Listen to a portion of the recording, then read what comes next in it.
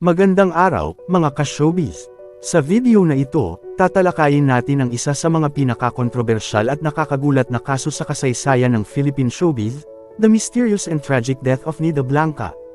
Si Nida Blanca, na kilala bilang Dorothy Jones sa tunay na buhay, ay isa sa mga pinakarespetadong aktres sa industriya. Sa kanyang mahigit 40 taon sa showbiz, napakaraming pelikula at teleserye ang kanyang pinagbidahan, at itinuturing siyang isang haligi ng industriya.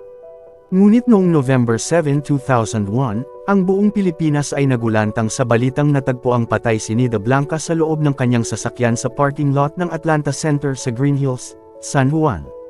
Siya ay brutal na pinagsasaksak, at ito ang naging simula ng isang mahabang investigasyon at serye ng kontrobersya. May mga maraming teorya at haka-haka tungkol sa kung sino ang nasa likod ng kanyang pagpaslang. Isinasangkot dito ang kanyang asawang si Rod Strunk, na kalaunan ay lumipad pabalik sa Amerika matapos siyang akusahan.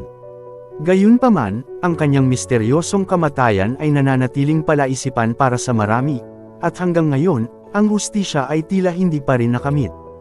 Pag-usapan natin ang mga pangunahing detalye ng kaso, ang mga investigasyon na isinagawa, at ang mga haka-haka na bomb-alot sa trahedyang ito. Ano nga ba ang tunay na nangyari kay Nida Blanca?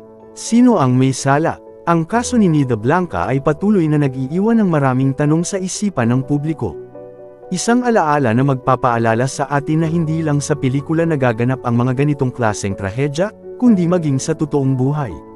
Kung may sarili kayong pananaw o impormasyon tungkol sa kasong ito, comment nyo lang sa ibaba. At kung gusto nyo pa ng ganitong content, huwag kalimutang mag-subscribe at i-hit ang notification bell para lagi kayong updated. Maraming salamat sa inyong panunood.